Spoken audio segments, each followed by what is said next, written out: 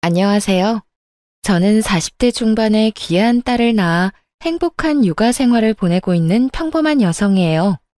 살다 보면 제가 설계한 대로만 인생이 흘러가는 건 아니더라고요. 저는 평소에도 계획적인 삶을 살았기 때문에 변수가 없도록 자신을 잘 관리해 왔어요. 그 덕분에 말단이지만 공무원이 될 수도 있었고, 운 좋게 좋은 남자와 결혼해서 행복한 결혼 생활을 할 수도 있었죠. 그렇다고 해서 저에게 완벽한 날들만 있는 건 아니었어요. 정말 생각도 못한 일들로 우울하고 화가 머리끝까지 나는 시간들을 보내야 했던 적도 있었어요. 오늘 제가 말씀드릴 사연은 힘들었던 그날들에 관한 이야기입니다. 남편은 참 좋은 사람이었어요. 영업직으로 해외 출장도 잦았던 그 사람은 항상 어딘가 갈 때마다 저와 함께하고 싶어 했던 사랑 많은 남자였어요. 그리고 헌신적이었죠. 이 사람과 함께라면 어떤 힘든 일도 견딜 수 있을 거라는 생각을 했고, 그 사람이 프로포즈 하자마자 결혼을 수락할 정도로 많이 사랑했어요. 그렇지만 모든 것이 완벽한 사람은 없다고 하죠. 이 완벽하고 멋진 남자에게도 딱 한 가지 단점이 있었어요. 다행이라면 남편 본인의 문제는 아니었어요. 바로 그 사람의 아버지, 제 시부에게 문제가 있었거든요. 상견례 때 양가 부모님이 모였을 때 시부의 한없이 가볍고 눈살 찌푸리게 만드는 언행에 저는 이 결혼에 대해 처음으로 불안을 느끼게 됐거든요. 아이고, 사돈댁 보니까 며느리 될 아이가 애는 잘 낳겠네요. 저희 집이 손이 귀해서 애 잘 낳는 며느리가 필요하거든요. 여자야 집에서 살림 잘하고 애만 잘 낳으면 그만이니까요.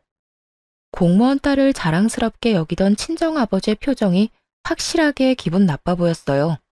그리고 시부의 그런 행동에 저희 가족만 기분 나빠진 것도 아니었어요. 요즘 세상에 여자 남자가 어딨어요. 그리고 그런 식으로 말하는 거 실례예요. 죄송해요, 사돈어른. 저희 남편이 좀 옛날 사람 같은 면이 있어요. 말은 이렇게 하지만 저희도 맞벌이 하면서 잘 지내고 있어요. 이 사람이 집안일 할 때도 많은걸요. 그리고 애들은 분가시켜서 저들끼리 지내도록 할 거라 크게 걱정 안 해도 돼요. 저도 사업하는 사람이라 집에 붙어 있는 시간이 많지 않아서 애들도 신경 쓸 거 많이 없고요. 시부가 까먹은 점수를 시모가 다시 올려서 평균을 맞추는 것 같은 듣도 보도 못한 상견례였죠. 위태롭게 아슬아슬했던 상견례가 끝나자 친정아버지가 저를 따로 불러 말하더군요. 너희 시부될 사람 생각하면 너 시집 못 가게 막고 싶다만 그 집 사부인은 시원시원하니 좋더구나. 게다가 사업하시면 시집살이도 덜 시킬 거 아니냐. 사부인이 바깥 사돈을 잘 지고 있는 듯 보이니 너도 힘든 일은 없을 것 같아. 그거 하나는 마음이 놓이구나. 그래도 우리 사위가 바깥 사돈을 닮지 않은 게 천만다행이야. 다정다감하고 널 많이 위하니 아빠는 그거 하나만으로도 다행이라 생각해. 친정아버지가 그렇게 말할 정도로 시부와 시모에 대한 평가는 극명하게 갈렸어요. 남편의 여동생인 신우도 IT 업계를 다니는 재원으로 시모를 닮아서 아주 야무지고 차분하더라고요. 그 4명의 가족 중에 시부만 딱 다른 종류의 사람이었어요. 시모가 왜 저런 남자와 결혼했는지 모를 정도였죠. 정말 다행인 건 우리 가족이 본 것보다 훨씬 더 시부가 시모에게 잡혀 살고 있었다는 점이에요. 게다가 시모 집안이 잘 사는 편이라 시모에게 평소에 꼼짝도 못한다는 걸 알았거든요. 그렇게 남편과 저는 결혼 날짜를 잡았어요. 그런데 문제는 그 후에 벌어졌어요. 이미 가족 간의 상견례가 끝나고 날만 잡으면 되는데 시부가 저를 영 탐탁치 않아 하더군요. 한 번은 저희 결혼을 빌미로 할 이야기가 있다며 시부가 저를 불러냈어요. 남편과 함께 가려고 했는데 그때 남편이 출장 중이라 혼자서 가야 했거든요. 혼자 가는 게 걱정돼서 남편에게 전화를 했죠. 아버지가 당신을 불렀다고? 나한테는 아무 말 없긴 하셨는데. 벌써 상견례도 다 끝났고 날만 잡으면 되는데 무슨 일이야 있겠어? 많이 걱정되면 내가 아버지한테 무슨 일인지 물어볼까? 나한테만 할 이야기 있다는데 당신이 왜 부르냐고 물으면 아버님이 좋아하시겠어? 말 안 듣는 며느리처럼 보일 것 같은데. 그냥 내가 가보고 자기한테 연락 줄게. 그렇게 남편과 통화하고 시부가 부르는 곳으로 나갔어요. 그런데 밖에서 만나자 시부가 저를 지그시 보더니 입을 열더군요. 아가씨, 우리 아들이랑 진짜로 결혼할 거야? 상견례 때는 우리 와이프 때문에 내가 말은 못했는데 나는 아가씨가 마음에 안 들어. 그러니까 알아서 우리 아들이랑 헤어져 주면 안 될까? 이런 말을 상견례가 끝나고 시부될 사람에게 들을 거라고는 상상도 못했죠. 벙찐 제 얼굴에 대고 그 사람은 안색 하나 바뀌지 않고 이어 말하더군요. 내가 왜 이런 말 하는지 궁금한 표정이네. 나는 말이야, 원하는 며느리상이 있어요. 그런데 아가씨는 내가 원하는 것과는 정반대야. 그 중에 하나가 아가씨 나이지. 우리 애가 35인데 아가씨가 38이잖아. 나이가 많은 것도 싫은데 내가 싫어하는 일하면서 남편 내조 안 하는 그런 여자네. 그러니 내가 반대를 좀 하겠다는 거지. 아들도 지금은 아가씨 좋아서 결혼하겠다고 하지만 자기보다 더 늙어가는 아가씨 얼굴 봐도 좋아할까? 지금이야 헤어지고 울고불고 해도 결국에는 나한테 감사할 거야. 듣는 내내 이 사람의 정신 상태와 수준을 의심하게 되는 말들이었어요. 정말 시부는 최악의 사람이었죠. 그렇다고 여기서 물러설 생각은 없었어요. 이 사람만 빼면 저한테 호의적이고 좋은 사람들 뿐이니까요. 그리고 솔직하게 말해서 다른 가족 몰래 저를 불러 이런 이야기를 했다는 건 다른 가족들은 그런 생각 없다는 걸 뜻하고요. 어느 정도 상황을 추측한 제가 시부에게 말했어요. 제가 알기로는 어머님도 아버님보다 연상이라고 알고 있는데 그럼 어머님도 나이가 많아서 싫으셨겠네요? 그런데 어떻게 결혼하셨죠? 제 말에 시부가 갑자기 눈치를 보더니 답을 못하더군요. 그 이유는 저도 잘 알고 있었어요. 시부는 시모가 번 돈으로 살고 있는 사람이었거든요.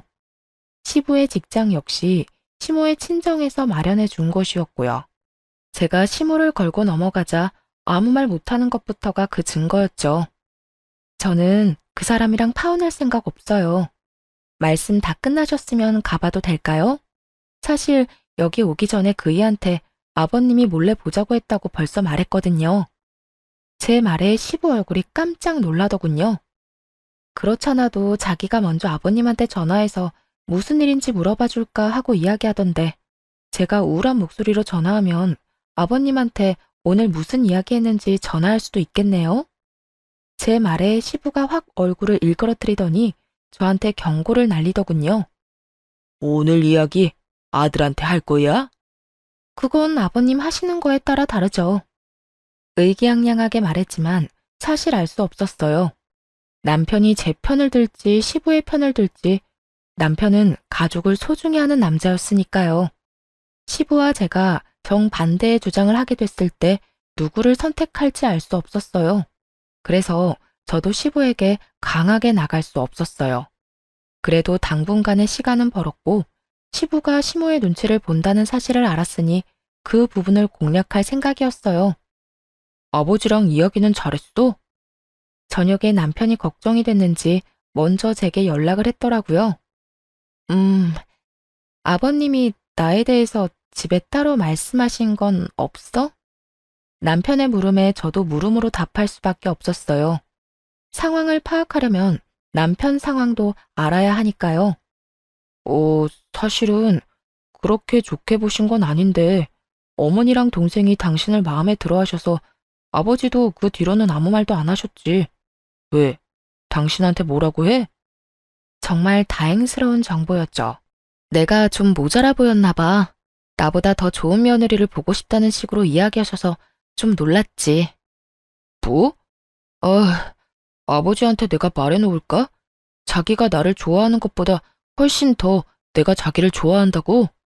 확고한 남편의 마음까지 확인하고 났으니 저도 앞으로의 방향을 결정했어요.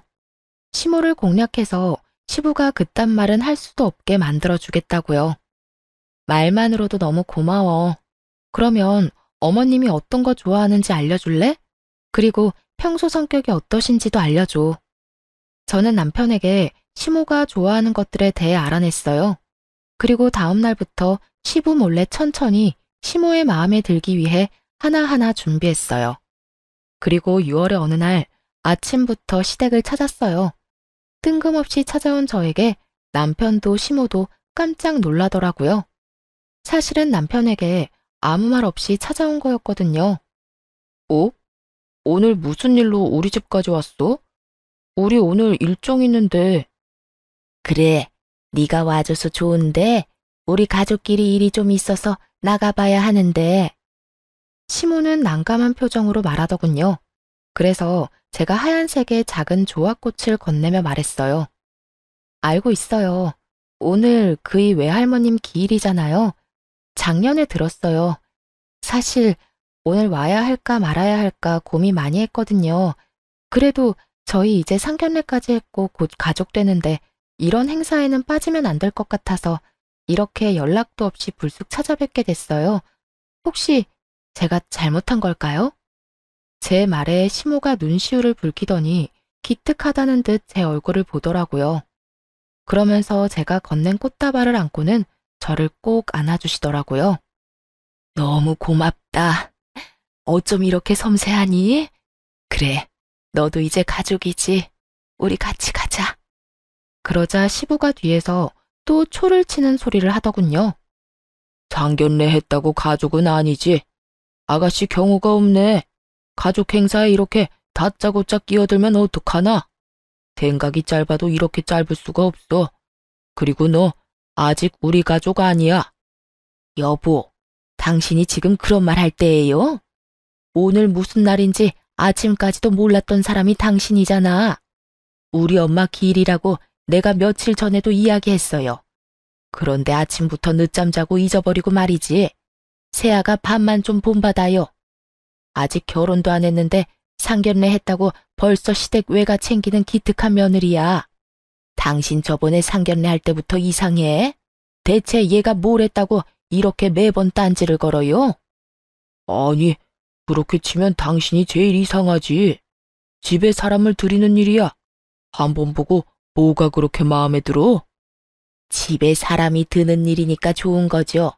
이렇게 세심하게 사람 챙기는 며느리가 많을 것 같아요? 게다가 공무원이라는 직업도 안정적이죠. 우리 아들 좋아하지. 집안 행사에 알아서 참여도 잘하지. 대체 뭐가 그렇게 못마땅하다는 거예요? 당신이 그럼 이야기 좀 해봐요. 이 며느리 어디가 그렇게 마음에 안 드는지. 시모는 아예 눈에 쌍심지를 켜고 시부를 바라보더군요. 그런 시모 눈길에 시부는 꼼짝도 못하더군요. 버벅거리며 한다는 핑계도 참 웃겼어요. 아니, 저렇게 괜찮은 며느리감이 왜 여태 시집도 안 갔나 싶어서 말이지. 어딘가 문제가 있으니까 시집을 여태 못 갔을 거 아니야. 그 생각 때문에 걱정이 많아서 그래. 우리 아들이 얼마나 괜찮은 놈인데 더 좋은 며느리 데려올 수도 있으니까. 당신이 며느리 데리고 살 거예요? 며느리는 아들 마음에만 들면 되지 왜 당신이 새아가를 품평해요? 명색이 시아버지라는 사람이 며느리 아껴주지는 못할 망정.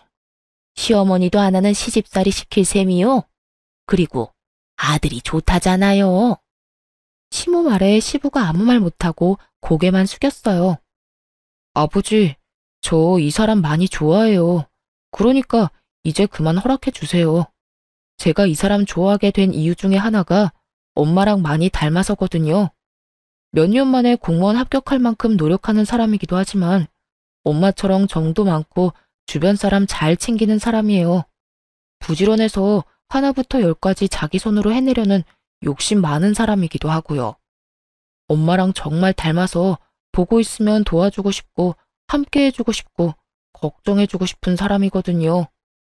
남편의 그 말이 체크메이트였어요. 시모의 눈동자가 반짝반짝해졌거든요. 그렇지 않아도 며느리 행동에 감동을 느낀 차였는데 아들이 그런 며느리가 자기랑 똑 닮았다며 그래서 잘해주고 싶다는 이야기를 들으니 시모 기분이 엄청 좋아졌어요. 그리고 시모의 기분이 좋아짐과 동시에 시부에게는 외통수였어요. 아들이 데려온 여자가 엄마를 닮아서 좋다는데 거기서 안 된다고 하면 엄마 닮은 여자 싫다고 하는 꼴이잖아요. 시모 능력으로 다른 사람들보다 배는 편하게 사는 시부가 시모의 심기를 거스를 생각은 할 수도 없었던 거죠. 그렇게 저는 저를 눈의 가시처럼 생각하는 시부의 방해에도 불구하고 남편과 무사히 결혼할 수 있게 됐어요. 시모와 신우의 전폭적인 지지 아래에 말이죠. 그런데 결혼을 하고 나니 궁금한 게 생기더라고요. 시부는 도대체 왜 저를 그렇게 싫어했을까? 그 이유를 모르겠더라고요. 저한테 말한 걸 보면 나이가 많다, 일을 하기 때문이다, 이런 어이없는 이유를 댔잖아요. 그게 진심이라는 생각은 안 했거든요. 그래서 남편에게 슬그머니 물어봤어요. 저기, 우리 결혼 전에 아버님이 나 싫어하신 적 있잖아. 혹시 아버님이 왜 나를 별로 좋아하지 않았는지 당신은 혹시 알고 있어? 그거? 사실은 우리 아버지 엄청 가부장적인 집안에서 크셨거든. 남자는 하늘, 여자는 땅, 이런 집안. 게다가 그런 집에 독자로 태어나셨으니 그런 사상이 몸에 배어 있어. 근데 어머니가 사업하면서 돈도 잘 버시잖아. 워낙 어머니가 잘 나가니 억눌려서 더 그런 거지. 당신이 어머니처럼 잘 나갈 것처럼 보이는 게 싫었던 모양이야. 남편 말을 들으니 더 의아했어요. 그런 사람이 그 시대에는 그렇게 드물다는 직업 있는 신여성이랑 어떻게 결혼을 한 거야? 누가 봐도 순종적이고 의존적인 여자랑 결혼하실 것처럼 보이는데 나한테도 남편 내조 안 할 것 같다고 일하는 며느리 싫다고 하셨거든. 아버지가 학교 졸업하기 직전에 할아버지랑 할머니가 돌아가시는 바람에 가세가 많이 기울었대. 그때 취직한 곳이 우리 외갓집에서 운영하는 업체였고 거기서 두 분이 만나서 연애 결혼하셨다고 하더라고.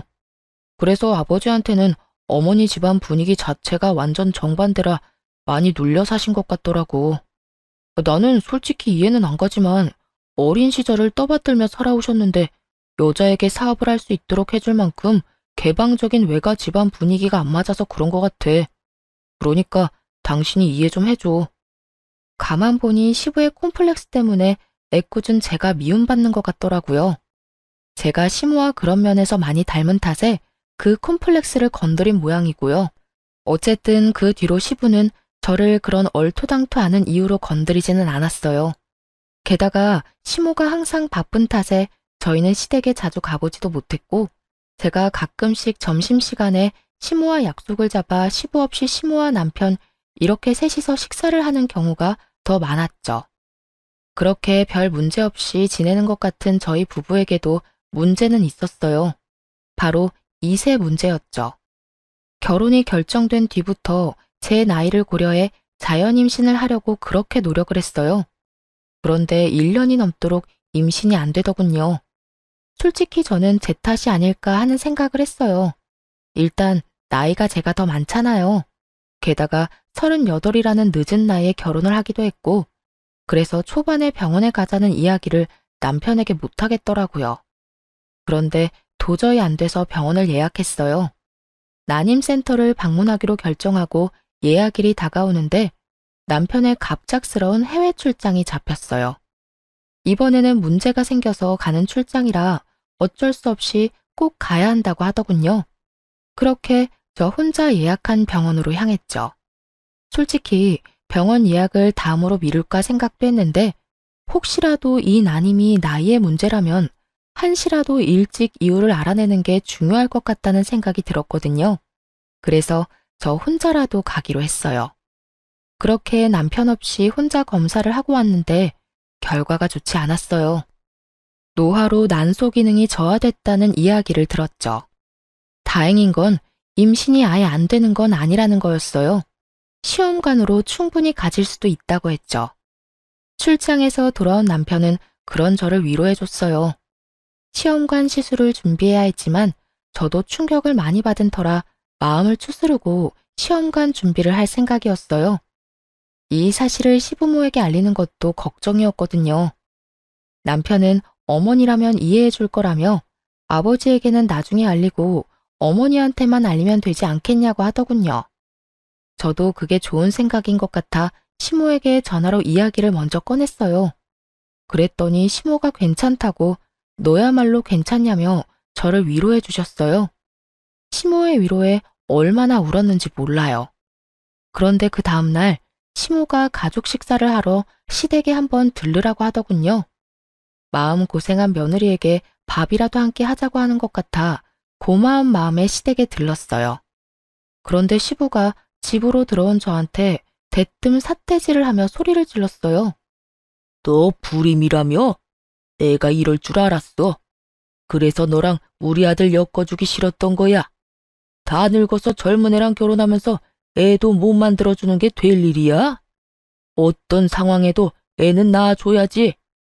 벼르고 있었던 모양인지 시부의 말에는 가감이 없었어요. 필터링 없이 뇌에서 나오는 대로 짓거리고 있었죠. 보다 못한 남편이 시부를 말렸어요. 아버지, 그만하세요. 제 와이프한테 무례하게 굴지 마시라고요. 그리고 불임이 아니라 난임이에요. 저희 시험관 하기로 이미 결정했고 준비 중이라고요. 아이고, 늙은 난자가 퍽이나 도움이 되겠다, 응? 넌 왜 이렇게 속이 없어? 도대체 이런 여자 어디가 좋단 말이냐, 응? 세상에 널리고 널린 게 여자야. 젊고 더 예쁘고 싹싹한 애가 놀렸는데 왜 저런 늙기만 하고 당돌한 애를 며느리감으로 데려왔어? 이참에 이혼해라. 우리 집안이 어떤 집안이야? 대를 못 잇는 건 말이 안 되는 거지. 여보, 도대체 새아가한테 무슨 말을 하는 거예요? 어떻게 몸이 안 좋은 애한테 그런 말을? 예, 너 집에 돌아가. 이런 데서 저런 말 듣고 있을 필요 없어. 내가 나중에 연락하마, 응? 시모가 필사적으로 저를 내보내려 했었어요. 저는 어안이 벙벙하고 지금 이 상황이 머릿속에 잘 들어오지도 않았어요. 남편이 화를 내자 시부가 전화기를 꺼내 들고는 어딘가로 전화를 했어요. 예, 접니다. 아니 이런 식이면 곤란하지요.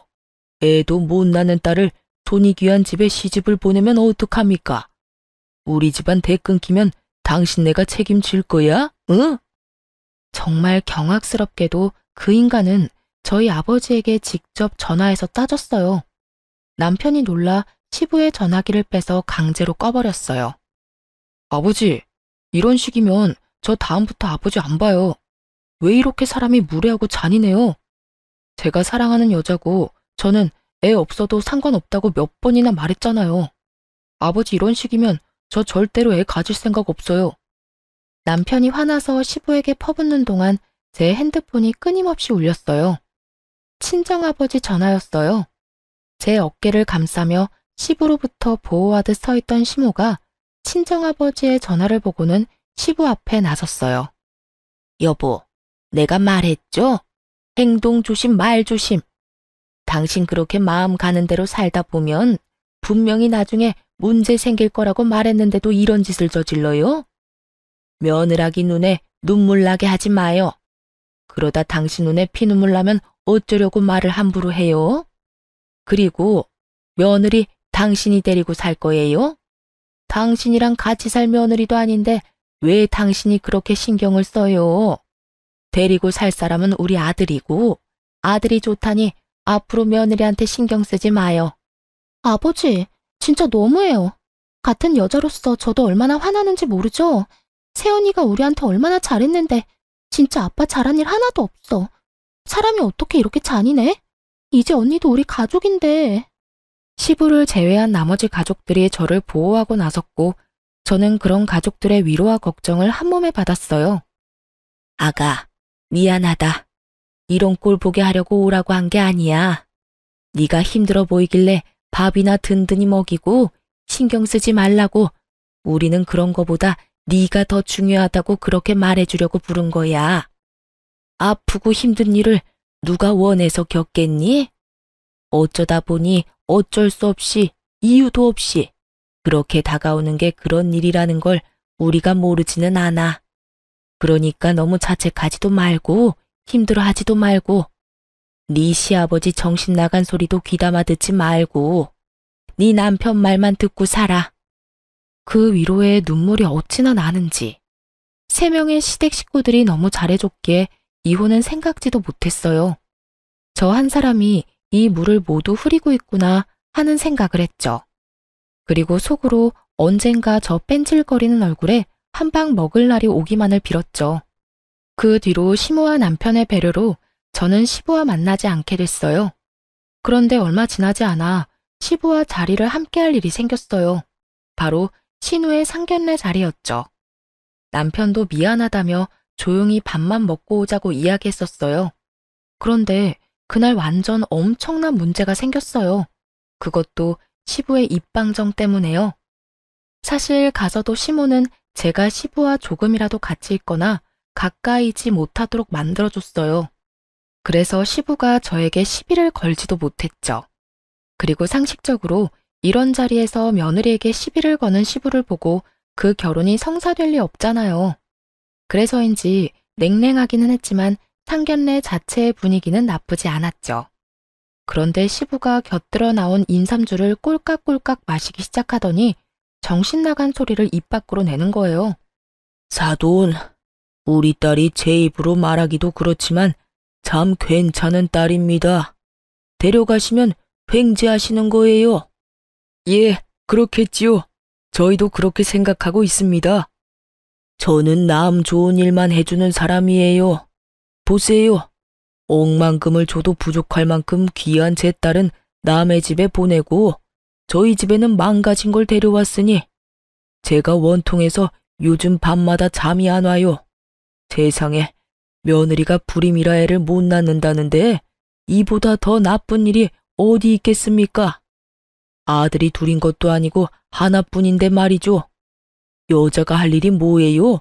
애 낳는 게 가장 큰 일 아니오? 에? 시부의 그 말에 시모와 신우가 사색이 됐어요. 상대방 쪽도 완전히 당황해서 눈치만 보더군요. 여보, 당신 술 너무 많이 취했어요. 죄송합니다. 이 사람이 술을 좀 과하게 했어요. 오늘은 여기까지만 하고 돌아가서 나중에 나를 잡아서 다시 간소하게 만나든지 합시다.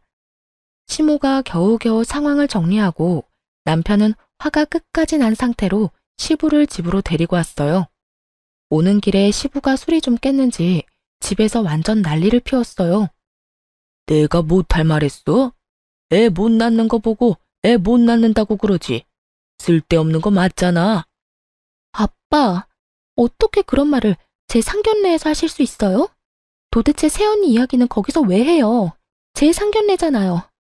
아, 아버지 행동 하나에 제 평판이 달린 걸 모르셔서 이래요? 당신 도대체 왜 이래요? 왜 이러긴? 너희도 그러는 거 아니다. 왜 며느리 편만 들고 내 편은 안 드는 거냐? 아니 이 집안에서 대가 끊기는 걸 걱정하는 사람이 나뿐이란 말이야? 그런 이야기를 꺼내는 시부를 보며 남편이 참지 못한 듯 앞으로 나와 시부에게 말했어요. 아버지, 저 이번 일 그냥은 못 넘어갑니다. 그러니 이 사람한테 사과하세요. 어서요. 내가 잘못한 게 없는데 왜 사과를 해? 어디 임신도 못하는 주제에 결혼을 하겠다고 손이 귀한 집에 시집을 와? 그게 아버지 마음이에요? 알겠습니다. 사과하실 마음 없으시면 저도 이제 앞으로 아버지 안 보고 살게요. 넌 가족보다 그 여자가 더 좋단 말이냐? 네가 어떻게 나한테 그럴 수 있어? 너 장손이다. 우리 집 독자야. 아버지야말로 저한테 왜 그러셨어요? 제가 이 사람을 얼마나 사랑하는지를 알면서 결혼 전부터 지금까지 꾸준히 제가 말씀드렸잖아요. 저희 와이프 좋은 사람이라고 제발 저한테 하듯 잘 대해달라고 말이에요. 전 이 사람 말고 다른 사람은 필요 없어요. 그리고 아버지 하는 행동 덕분에 애도 갖고 싶지 않고요. 그러니 앞으로 제 와이프한테 애를 못 가지느니 어쩌느니 그런 이야기 하지 마시고 저한테 말씀하세요. 제가 애 안 가질 생각이니까. 그리고 아버님이 이 사람한테 사과할 때까지 아버지하고 만날 일 없을 거예요. 남편의 폭탄 선언에 시부가 열이 받아서 얼굴이 시뻘겋게 변했어요. 야, 네가 어떻게 그래? 어떻게 며느리 편을 들어? 그래서 내가 며느리 괴롭혔다고 날 협박하는 거야? 편한 대로 생각하세요. 그리고 아버지 안 보겠단 말 협박으로 한 말 아니에요. 동네 창피하게 어디 가서 술 마시고 그런 이야기나 하는 사람 제 아버지로 두는 거 저도 싫어요. 그러니 앞으로 제 얼굴 볼 생각 마세요. 남편은 시부를 충격에 빠뜨린 뒤 저를 데리고 밖으로 나왔어요. 남편이 말하는 내내 시모와 신우가 아무 말 없이 남편 눈치만 보는 걸 보니 아마 미리 세 사람은 이야기가 다 되어 있었던 것 같았어요. 그게 아니었으면 시모가 중간에라도 말렸었겠죠. 그런데 그게 아닌 걸 보면 시모도 남편의 그런 생각은 알고 있었던 것 같더라고요. 그렇게 집에 돌아온 남편이 저한테 한 이야기는 뜬금없이 강아지 입양이었어요. 여보, 우리 애 가지지 말자. 애 가지지 말고 강아지나 키우면서 살자. 요즘 세상에 애 없이 사는 사람들 얼마나 많은데. 그리고 나는 당신만 있으면 돼. 그러니까 애완동물 같은 거 키우면서 우리끼리 살자. 한편 말이 너무 고마웠지만 또 한편으로는 서운하기도 했어요. 저는 아이가 가지고 싶었거든요. 그래서 남편을 설득했어요. 아버님한테 화난다고 아이를 안 가지는 건 아닌 것 같아. 우리 시험관 해보자. 나 이대로는 정말 분하고 원통해서 못 살 것 같아. 할 수 있는 데까지 해보고 안 생기면 그렇게 해. 딱 2년만. 그래도 안 생기면 우리 운명이라고 생각하고 받아들이고. 그렇게 말하니 남편이 저를 꼭 안아줬어요. 바로 그 다음 주부터 시험관 준비에 들어갔죠. 병원에 가서 그전 예약에서는 하지 못했던 남편의 검사도 겸사겸사 진행했는데 결과가 나올 순간 저희 모두 깜짝 놀랐어요. 저한테만 문제가 있다고 생각했는데 알고 보니 남편도 문제가 있었더라고요. 무정자증까지는 아니었지만 남편도 문제가 좀 있는 편이었어요. 그나마 다행인 것은 시험관을 하는 데에는 큰 무리가 없다는 거였죠. 남편은 당장이라도 그 검사 결과를 시댁에 알리려고 했지만 제가 남편을 말렸어요. 시모 생각이 나서요. 시모가 충격받을 것 같아서 시간을 두고 천천히 이야기하자고 남편을 설득했죠. 집 상황도 지금 어수선한데 좋은 이야기도 아니고 어차피 안 좋은 이야기는 저를 통해 들었으니 더 이야기해봐야 남편 탓처럼 보일까봐 신중하게 접근하기로 했죠. 그리고 저희가 한참 시험관을 준비하는데 시모의 생일을 맞이하게 됐어요. 생일날에 시부와 얼굴 마주하며 밥 먹고 싶은 마음은 없었기 때문에 시모와 신우에게만 살짝 말해서 저녁에 밥을 먹기로 했어요. 그런데 시모에게 그날 낮에 전화가 왔더라고요. 다급한 목소리로 남편과 저를 찾는 것을 보아하니 분명 무슨 일이 생긴 것이 틀림없었죠. 얘, 집에 좀 빨리 와봐라. 세상에, 지금 난리도 아니야. 나 어떻게 해야 될지 모르겠어. 네가 와서 이 사람들 좀 말려봐. 시댁으로 황급히 달려갔더니 집안이 초토화가 되어 있었어요. 거기에 있던 것은 신우 상견례 때 보았던 예비 사돈 어른이었어요. 상견례 자리에서 큰 소리 뻥뻥 치더니 이보시오. 당신이 누구 욕할 처지야? 검사 안 해봤으면 어쩔 뻔했냐고. 이게 뭔가 싶었는데 신우는 옆에서 울고 시모는 그런 신우를 보호하듯 서 있었어요. 그리고 시부는 완전 당황한 채로 서 있었죠. 돌아가는 상황을 보니 신우에게 문제가 있던 모양이었어요. 그런데 갑자기 쳐들어와 이런 무례라니 우리를 얼마나 우습게 본 건지 짐작도 안 가더라고요. 아니, 검사 결과가 잘못된 거 아닙니까? 내 딸이 그럴 리 없어요. 그럴 리가 없기는 검사 결과가 거짓말일 리가 없잖아. 아니, 어떻게 애도 못 낳는 여자를 들이밀어? 난 이 결혼 절대 허락 못해. 애 낳는 게 여자 할 일이라던 당신이 설마 이러고도 우리 애한테 당신 딸 들이미는 건 아니겠지? 우리 집안이 대를 잇는 게 얼마나 중요한데 사돈 될 사람 앞에서 며느리 욕하는 거 보고 혹시나 싶어 검사했는데 말이야. 재수가 없으려니까. 그만하세요. 여기서 한마디만 더 모욕적인 말씀하시면 경찰 부를 거예요. 무슨 말하고 싶은지 아니까 여기서 그만하고 돌아가세요. 제가 그렇게 말하자 그 사람도 저를 째려보더니 나가더군요. 한시름 놓는데 시부가 신우 손목을 끌어당기며 말하더군요. 네가 불임이라고? 거짓말일 거야. 병원 한번 가보자. 다시 검사해야 할 거 아니냐? 시부 행동에 신우는 더 울고 시모가 완전 열받았는지 시부 앞에 허리에 손을 척 얹고 서서 소리쳤어요. 이제 속이 시원해요? 저 사람이 여기 와서 행패 부린 거 다 당신 탓이야. 상견례 자리에서 그렇게 며느리 욕을 하는 무례한 행동을 서슴없이 했으니 상대방도 우리를 깔본 거잖아요. 내가 누누이 말했죠? 행실 조심하라고. 당신이 사람 많은 데서 며느리 망신 주니 우리한테 똑같은 짓 한 거잖아. 왜 나한테 그래? 내가 뭘 어쨌다고? 지금 이럴 때야? 날 검사 다시 하러 가야지. 한 번 했으면 됐지. 애한테 또 상처 줄 셈이에요? 머리라는 게 달려있으면 생각을 좀 하고 살아요. 검사 다시 해서 어떡하려고요? 확인을 해야지. 확인해서 뭘 어쩔 건데? 확인 사살시키려고? 그만하세요. 아버지, 이렇게까지 저를 비참하게 만들 셈이에요? 아버지가 무슨 생각하고 있는지 알겠어요. 여태 올케 언니한테 하던 막말을 저한테 하고 싶은 거겠죠. 저 지금 아버지 얼굴도 보고 싶지 않아요. 내가 누누이 말했죠?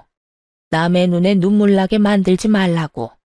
옹졸한 마음으로 며느리 눈에 눈물이나 나게 만들더니 결국은 제 딸한테 피눈물 나게 만든 게 당신이야. 왜 입방정을 떨어요? 당신이 상견례에서 그딴 말만 안 했어도 저 사람들이 이런 식으로 난동 피울 일은 없었지. 그렇게 시모가 화내고 있는데 남편이 신우를 달래며 그렇게 말하더군요. 요즘에 난임이라는 거 불치병 아니야. 내가 병원 가서 알아봤거든. 그리고 나도 검사 결과 안 좋았어. 신우를 달래려고 하는 그 말에 시부가 뜬금없이 눈에 불을 켜더니 시모를 쳐다보며 손가락질을 하며 큰 소리를 쳤어요. 가만 보니 당신이 잘못한 거네. 어떻게 문제 있는 자식들만 낳아서 나를 이렇게 비참하게 만들어? 지금 당신 무슨 말을 하는 거야? 이 미친 인간아. 뭐? 나 때문? 애는 혼자 낳아. 내가 혼자 만들었어? 너 반, 나 반이야. 이 인간이 어디서 남 탓을? 그럼 그게 내 탓이겠어? 옆엔 내가 일이나 한답시고 나돌아다니니까 애들이 이렇게 하자가 생긴 거야. 내가 처음부터 그런 생각 들었지. 당신이 이렇게 문제 있는 자식을 만들 줄 알았으면 당신 안 만나고 그때 만나던 여자 계속 만났을 거야. 이 사람이 정말 보자 하니까 그럼 그 여자 만나러 가요. 지금이라도 자식 낳아줄지 누가 알아? 그렇게 시부는 그동안 억눌렸던 자신의 콤플렉스를 거의 대부분 쏟아냈어요. 시모는 그 소리를 듣고 참지 않았지만 그렇다고 시부 일자리까지 어떻게 하지는 않았어요. 시부는 시모의 친정에서 운영하는 곳에서 일하고 있었거든요. 그것도 시모가 꽂아준 곳이었죠. 곧 은퇴라는 걸 알고 있었으니 분란을 만들고 싶지 않았던 것 같아요.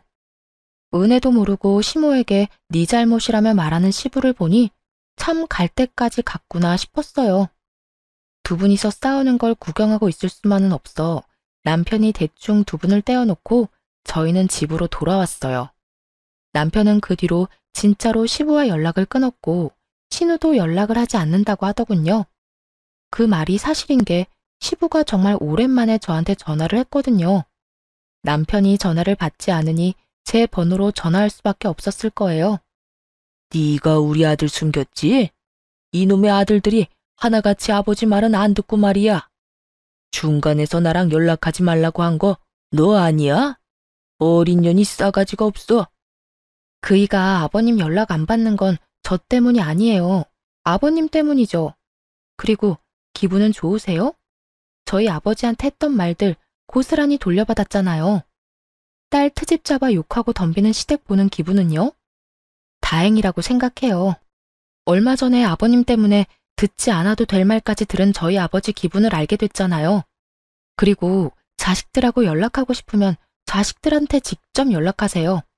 쓸데없는 며느리 도움은 왜 구하시는지? 너 지금 나한테 빈정대는 거야? 어? 길게 듣고 싶지도 않아 전화를 뚝 끊어버렸어요. 그런데 통화 중 찜찜한 말을 들은 것 같았어요. 아들들이라는 말이 이상하잖아요. 아들이라고는 남편 하나 있는 시부가 아들들이라는 말을 할 필요가 있나요? 뭔가 무의식 중에 나온 말인 것 같은데 기분이 쎄했어요. 설마 했죠. 그렇게 찜찜한 시간이 흘렀죠. 솔직히 시모에게 말할까 말까 했는데 집안 분위기가 워낙 흉흉해서 일단 말을 아끼고 있었어요. 신우는 파혼을 하게 됐고 시모는 기분이 안 좋은지 내내 일만 하러 돌아다니느라 피곤해 하시더군요. 직장에서도 시부를 마주쳐야 하는 일이 생각보다 너무 피곤했나 봐요. 그렇게 몰래 점심시간에 나와 저랑 식사를 하며 마음을 추스르고 있는데 한 남자가 저와 시모가 있는 테이블로 오더군요. 젊은 남자였는데 얼굴이 어딘지 모르게 익숙했어요. 그런데 그 사람이 시모에게 서류 봉투를 하나 주고 갔어요. 뭔지 물어봤지만 대답도 없이 가길래 저희 둘이서 봉투를 뜯었죠. 그런데 거기에는 유전자 검사지가 있었어요. 아버지와 아들로 보이는 사람의 검사지인 것 같더군요.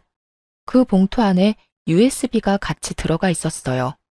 저는 잠시 생각하다가 시모에게 한마디 했어요. 어머님, 사실 이 이야기는 안 하려고 했는데 저번에 아버님 화나서 저한테 전화하셨을 때요. 저한테 말 실수인지 이놈의 아들들이 하나같이 말을 안 듣는다는 말을 한 적이 있거든요. 아버님 아들이 남편뿐인데 들이라는 말을 들어서 물론 제가 잘못 들었을 수도 있는데 혹시나 해서 말씀드리는 거예요. 아들들? 아까 그 젊은 남자 내가 이상하게 얼굴이 익숙했다고 느꼈는데 일단 아가, 넌 식사하고 천천히 들어와. 나는 바쁜 일이 생각나서 먼저 일어나 보마. 그렇게 집에 오고 나서 며칠 지나지 않아 신우가 저희 집으로 찾아왔어요. 아가씨 어서 와요.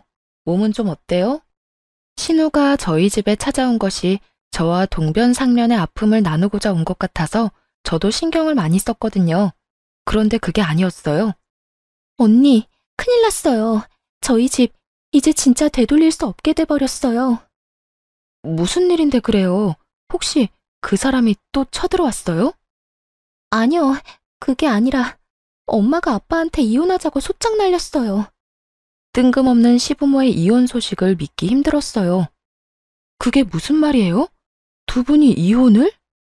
그것도 시모가 시부에게 이혼을 청했다는 게 제일 놀라운 포인트였죠. 왜냐면 시부가 이렇게 아나무인인 건 시모가 시부를 무척 좋아했기 때문이었거든요. 그 사랑의 힘으로 여태껏 그 많은 추태를 넘겨준 것이 시모였는데 갑자기 이혼이라니 이해가 안 갔어요. 이건 100% 아빠 잘못이긴 해요. 엄마가 덮어주고 싶어도 못 덮어줄 만큼. 어머님이 웬만한 일로는 이혼 이야기 안 꺼내셨을 텐데. 그게 아빠한테 숨겨둔 아들이 있었나 봐요. 얼마 전에 엄마한테 직접 친자 검사지랑 가족끼리 찍은 사진까지 줬대요. 근데 선을 좀 많이 넘었더라고요, 아빠가. 그 혼외자가 오빠보다 6개월 생일이 늦어요. 그렇다는 건 엄마 임신 중에 외도를 했다는 건데 그 사진이 더 열받았던 것 같더라고요. 게다가 상간녀는 어머니가 아는 사람이었고요. 아버지가 몇 달에 한 번씩 나가는 남자들 모임이 있는데 거기 식사를 항상 똑같은 데서 하거든요. 예전에 엄마가 아빠 따라 거기 가봤는데 별거 없었다고. 진짜 남자들끼리 모이는 모임이었다고 하더라고요. 그래서 아예 의심을 안 했던 거고요. 근데 알고 보니 그 가게 여사장님이 아버지 상간녀였더라고요. 그러니 엄마도 몰랐겠죠. 남자들끼리 가서 아빠는 그 여자랑 하룻밤 자고 그 다음날 함께 놀러도 다니고 그랬던 것 같더라고요. 아빠와 함께 있던 사진을 다 USB에 넣어왔으니 엄마 눈이 안 뒤집힐 수가 없지.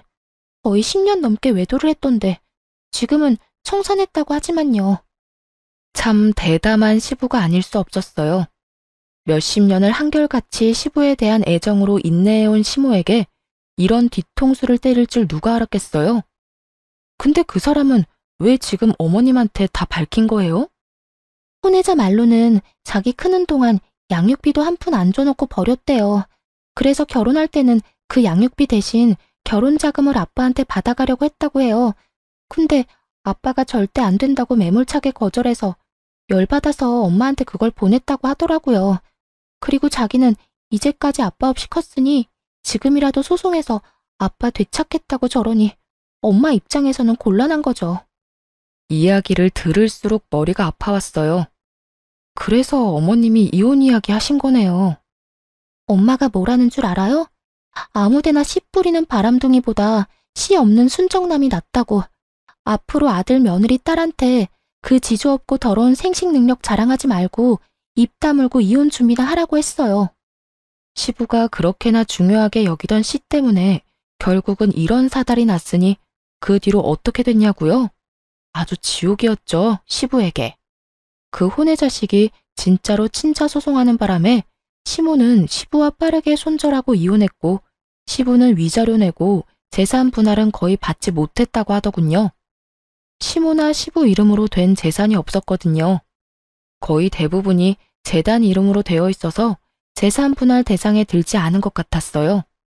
살고 계시던 집도 시모 친정오빠 이름으로 되어 있어서 뺏기지 않았다고 하더군요. 결국 개털된 시부가 혼외자를 찾아가 내가 네 아빠다 하고 말했지만 그 혼외자가 끈떨어진 시부를 좋아한다고 말할 리 없잖아요. 알고 보니 시부를 철저히 고립시키려고 소송 진행했던 거고 한창 소송 중에 시부 이혼했다는 이야기에 취하했다고 합니다. 결국 친아들이 친자 확인 소송을 안 하니 부양의 의무도 사라져 중간에 붕 뜬 거죠. 시부가 찾아갔는데 여태 무시하며 남으로 살았으니 앞으로도 남으로 살았으면 좋겠다며 버렸다더군요. 시부는 와이프와 자식들에게 모두 버림받은 데다가 직장마저 은퇴한 직후라 돈도 못 벌고 단기 알바로 근근히 먹고 산다고 하더군요. 대가 끊어질까봐 며느리에게 모진 소리, 못된 행동하던 시부가 그 대를 이어줄 자식들에게 모조리 버림받은 걸 보니 속이 시원하더군요. 대를 이을 가족이 있으면 뭐 하나요? 자신의 되먹지 못한 언행으로 몸졸이 나가 떨어지게 만들었으니 결국 이제는 혼자 주변에 아무런 가족도 없이 쓸쓸히 노후를 맞게 됐잖아요. 늙은 후에 보면 자신이 걸어온 길이 보인다고 하죠. 시부의 현재를 보니 시부가 어떤 길을 걸었는지 정확하게 보이더군요. 시부가 시모에 의해 버림받고 남편과 신우는 시부를 찾지 않았어요. 다만 우리들끼리 찾은 이 안정과 평화를 지키는 쪽을 택했죠. 저와 남편은 어렵게 시험관으로 아이를 낳았고 신우는 그때의 남자와 헤어지고 다른 남자와 결혼해 저희처럼 시험관 시술을 준비 중이에요. 시모는 한동안 시부와의 피 터지는 이혼 소송으로 힘들어하긴 했지만 첫 손주 소식에 예전처럼 밝은 미소를 보내주고 있어요. 요즘에는 손주 재롱 보는 재미로 행복한 노후를 만끽하고 계시죠. 정말로 결혼을 하고 태풍 같은 일들이 휘몰아쳤던 것 같아요. 그래도 인생 통틀어 그런 안 좋은 날만 있는 건 아니잖아요. 나쁜 일 있으면 좋은 일도 있고 그게 인생이라고 생각해요. 여러분들의 많은 생각을 댓글로 남겨주세요. 지금까지 제 긴 사연 들어주셔서 감사해요. 다들 행복하세요.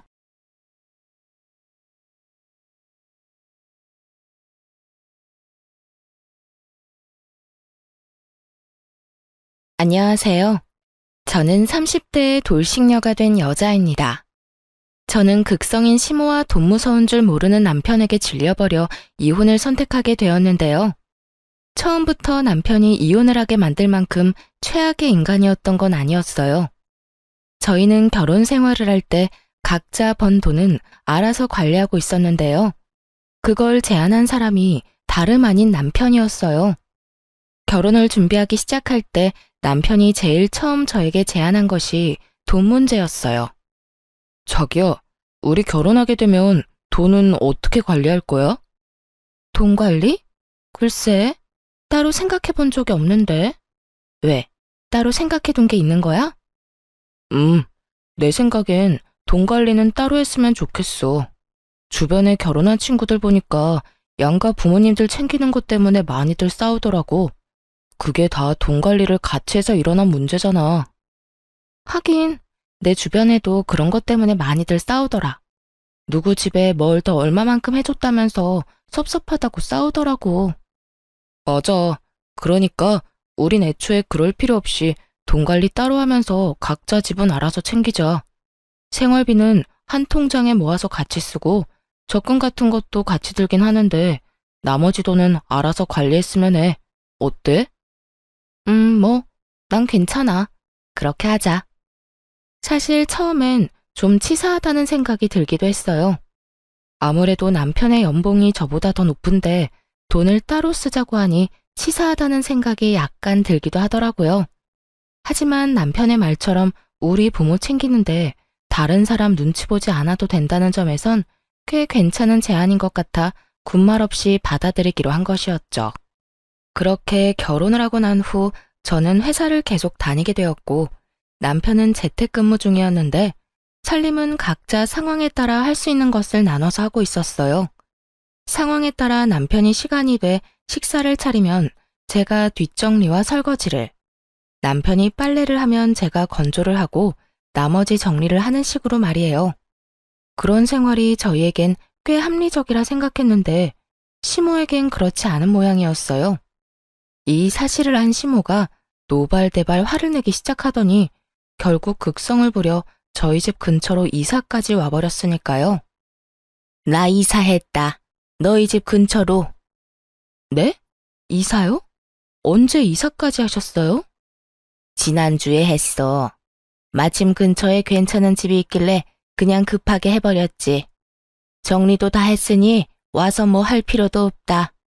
그런데 내가 우리 아들하고 통화하다 들었는데 우리 아들도 살림 살고 있다는 게 사실이니? 네, 아무래도 저도 회사에 다니니 저 혼자 다 하긴 무리여서요. 그래서 각자 할 수 있는 만큼 나눠서 하고 있어요. 요즘은 맞벌이 해야 먹고 산다고 하니 내가 네가 일하러 다니는 것까진 별말 안 한다마는 아무리 그래도 그렇지 어떻게 남편한테 집안일을 시킬 수가 있어? 우리 아들도 집에서 얼마나 힘들게 일하는데 내가 진짜 우리 아들 청소기 밀고 밥해야 한다는 소리 듣고 얼마나 놀랐으면 그 길로 20년 살던 집을 팔고 이사를 했겠어? 아니 어머님, 그런데 살림이랑 이사랑 무슨 상관이 있을까요? 몰라서 묻니? 내가 가까이 살아야 왔다 갔다 하면서 우리 아들 대신 살림 살아줄 거 아니니? 괜히 기대할까봐 하는 말인데 네 몫은 네가 하거라. 난 딱 우리 아들 몫만 해줄 거야. 이 말을 듣는데 상황이 너무 어이가 없어 말문이 다 막히더라고요. 그 와중에 제 몫은 알아서 하라는 말도 황당하긴 매한가지였고요. 그날 이후 시모는 저희 집으로 가며 살림을 살기 시작했고 그와 동시에 저에게 향하는 잔소리도 시작되었죠. 예, 너는 집에서 음식은 어떻게 해먹니? 냉장고가 왜 이렇게 텅텅 비어 있어? 필요한 거 있으면 그때그때 장을 봐와서 해먹으니까 냉장고가 그득할 일이 잘 없죠. 아무리 그래도 이게 뭐니 이게? 냉장고가 든든해야 마음이 편한 법인데. 이건 뭐 냉장고 문 열 때마다 내가 한숨만 나온다. 먹지도 않을 재료 냉장고에 쟁여놓으면 뭐해요. 큰 마트가 멀리 있는 것도 아니고. 조금만 걸으면 아파트 정문에 있는걸요. 그리고 요즘엔 식재료 배달도 다 돼서 저희는 불편한 점이 전혀 없어요. 너희는 그럴지 몰라도 난 불편하니 이번 쉬는 날엔 장부터 봐서 다 채워놓거라. 생선도 사다가 올려두고 고기도 부위별로 사다 놓고 채소도 마찬가지야. 여러 가지 다 쟁여놔야 그때그때 손 가는 대로 꺼내서 먹을 거 아니야. 이쯤 되니 고마운 마음은커녕 마음이 불편해 오더라고요. 다 해먹지도 않을 식재료를 사서 채워 넣으라는 강요부터 해서 집안에서 머리카락이 떨어질 수도 있는 건데 제 머리카락이 바닥에 떨어져 있는 날이면 불같이 화를 내며 전화가 오니 정말 일이 손에 잡히지 않는 지경이었어요. 저는 결국 남편에게 불편하다고 말을 꺼내게 되었고 이런 저의 마음을 이해해 줄 거라 생각했던 제 예상과는 달리 남편은 조금 뿌르퉁한 반응을 보이더군요. 여보, 나 사실 어머님 이렇게 오셔서 집안일 해주는 거 불편해. 뭐? 왜? 혹시 당신 집안일을 해주지 않아서 그러는 거야? 우리 엄마가 딱 내 일만 해주고 가서 섭섭해서 그러는 거지? 내 일은 내가 하면 되는 건데 그런 거로 뭐가 섭섭해. 그런 게 아니라 어머님이 오시는 날마다 나한테 계속 오라고 한단 말이야. 퇴근하고 와서 어머님 잔소리 듣는 것도 힘든데 그보다 더 힘든 건 일하는데 전화로 잔소리 하시는 거야. 그런 날엔 일도 손에 안 잡히고 마음도 너무 불편하다고. 그러니까 당신이 말 좀 잘해봐. 앞으로는 안 오셨으면 한다고 말이야. 아무리 그래도 나 도와준다고 이사까지 했는데 어떻게 오지 말라고 해. 그러지 말고 당신이 좀 참아. 좋게 좋게 생각해달란 말이야.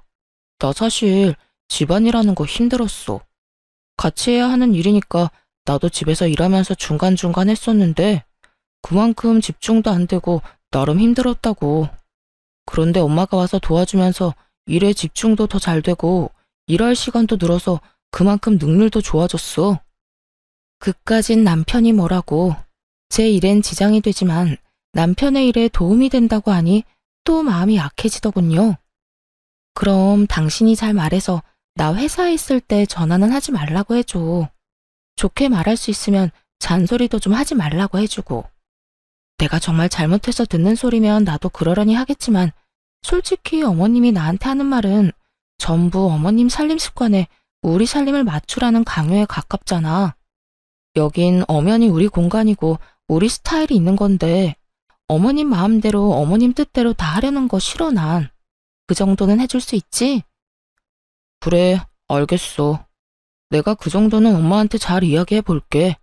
그러니까 당신도 조금만 참아줘. 남편은 잘 말하겠다며 호언장담을 했지만 어떻게 뭘 잘 말한 것인지 시모의 잔소리는 더욱 심해져만 가더군요. 시모가 집안일을 돕는다고 해서 저에게 조금이라도 도움이 되었다면 저 역시 심해지는 잔소리를 더 참았겠지만 시모는 남편이 평소에 하던 일 조금과 남편의 밥만 챙길 뿐 저에게 그 어떤 도움도 되지 않았어요. 그러면서 제게 하는 잔소리는 그야말로 일장연설이었죠. 그날은 화장실이 문제였는데 회사에서 바쁘게 일하고 있는데 시모에게 전화가 와 남편이 혼자 쓰는 화장실이 더럽다며 노발대발 화를 내기 시작하더군요. 넌 도대체 집안일을 어떻게 하는 거니? 화장실 청소는 도대체 언제 했길래 저 모양이야? 세제 뿌려서 뜨거운 물로 욕실 싹 씻어내고 물기 없게 말리든 닦아내든 해야 할 거 아니니? 곰팡이 피지 않게 구석구석 칫솔로 잘 씻어내고 말이야. 어머님, 거실 화장실은 남편이 주로 써서 남편이 청소해요. 제가 쓰는 안방 화장실은 제가 씻으면서 매일 정리하고요. 부부끼리 네 화장실 내 화장실이 어딨어? 요즘 애들은 이해가 안 된다 정말. 처음에는 구분 없이 썼는데 남편이 자기가 화장실 오래 쓴다고 아무래도 불편하니까 따로 쓰자고 하더라고요. 그러면서 남편이 각자 쓰는 화장실은 각자 정리하자고 했고요. 넌 네 남편이 시키면 뭐든 다 할 거니? 남편이 화장실 청소 각자 하자고 해도 이렇게 지저분하면 청소라도 좀 해줘야 할 거 아니야. 남편이 저는 거실 화장실엔 발길도 못하게 하는데 제가 더러운지 깨끗한지 어떻게 알겠어요? 그리고 저도 일하랴 집안일하랴 여러모로 힘들다고 말씀드렸잖아요. 거기에다 요즘은 틈만 나면 어머님이 이렇게 전화하셔서 뭐라고 하시는 바람에 일에 지장도 있다고요. 그러니까 제발 이런 문제로 일하는 시간에 전화하지 말아주세요. 부탁 좀 드릴게요. 저는 그대로 전화를 끊어버렸고 일하는 내내 정말 화가 가라앉지 않더라고요. 그까짓 화장실 청소 좀 해주는 거 어렵지 않습니다. 그런데 시모에게 말했던 대로 거실 화장실엔 아예 발길도 못하게 하는데 제가 그 청결 상태를 어떻게 알고 청소를 해주나요? 그리고 남편 대신 일해준다고 저희 집에 들락날락 하는 사람이 왜 화장실 청소는 저에게 시켜대는 걸까요?